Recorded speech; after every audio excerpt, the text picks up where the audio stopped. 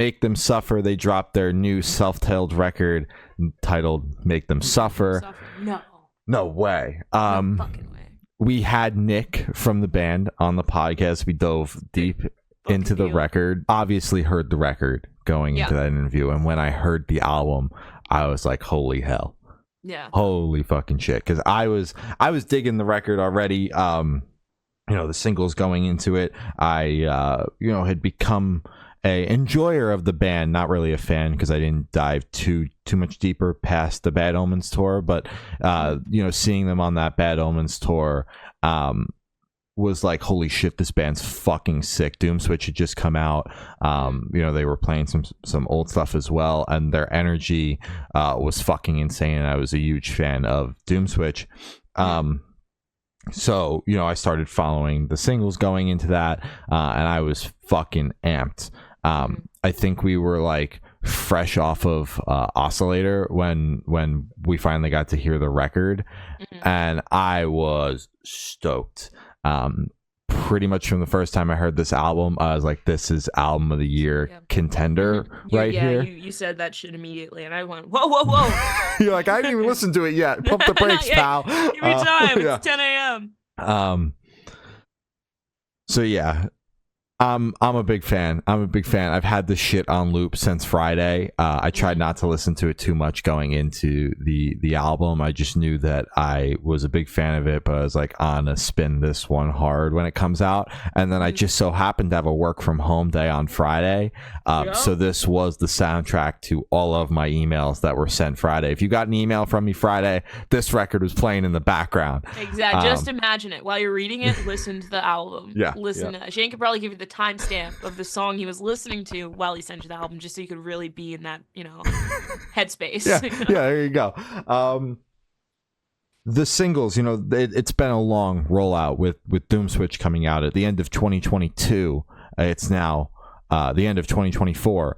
So it's been still sizable. Yeah, it's been 2 years of consistent drops, but we got a bunch of singles in that time in the time frame, and this record isn't super long. It's basically like a 50-50 split of new songs and songs that we've had some for a couple of years at this point. And I think I don't struggle with having heard a song like Doomswitch 9 billion times going into the album. I think it flows super well. I think that the singles, although most of them are stacked on top of each other, it's like an even balance of like the newer stuff with Oscillator and Man of God and Doomswitch and Epitaph, and they kind of like interweave them, and then they stick Ghosts of Me towards the end of the record.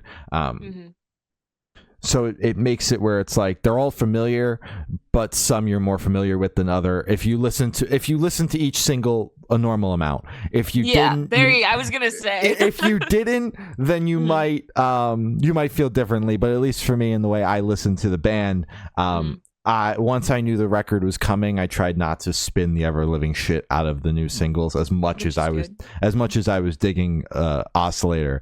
I was like. Self-control. My favorites on the record wound up being some of the non-singles, though. Obviously, I love all of the singles. Oscillator's hands down my favorite single, and blew me away and continues to blow me away every goddamn time I hear it. But my favorites off the record are Weaponized, No Hard Feelings, and Tether. Especially Tether. There's just something about that song. But yeah, I'm a big fan of this record, front to back, no skips, all bangers. There's not a slow track on here. They just keep all pummeling killer, you. No filler. Look at that. Yeah.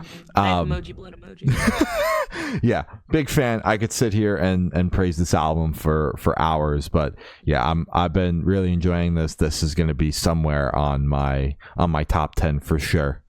Goddamn. All right. I'm starting to form a mental list of your top 10 to try and guess. You have a list more concrete than mine, because I have no list. Oh yeah, dude. No, I think I have all 10 filled out, and then I have 5 as my little bonus honorable mentions. But I still have to fucking sort it, so it's bullshit, all of it. I fucking love this record. The first time I listened to it, it kind of hit me and I went, yeah, that's a really fucking solid record. I like it a lot. You had a completely different experience where you're like, what the fuck? And I was like, no, it was good. I enjoyed it. Second time around, I think I'm finally starting to get kind of like the shock that you got of a holy shit, this is really fucking good. Um, I listened to the singles a normal amount when they came out. I listened to it, we covered it, I had my review, and I kind of like moved on. Because unless it's an artist that I already have kind of like a mental note on of you need to continue to revisit this artist so you can really get excited for a release, I usually won't do it. And I didn't have that mental note for Make Them Suffer. It was just kind of like, I'm going to listen to the album when it comes out and kind of start fresh with that, especially because it was a fucking 2-year long cycle. And I feel like I would have fucked it all up if I was constantly listening to them. So, the second half of the record is my favorite. I think starting from Epitaph and down are all of my favorite tracks. That run is fucking incredible. No Hard Feelings and Venusian Blues are two of my favorite songs just off the record. No competition. Like those fucking songs are crazy, melodic, and they're really fucking awesome and fun, and I want to kick someone's ass to them so bad. Oscillator is also a really great song. All of the singles are incredible, and I think they chose them really well. But damn, that second half of the album is some of like their best work. I do think that they fucking crushed it. I'm very excited for this new era of them.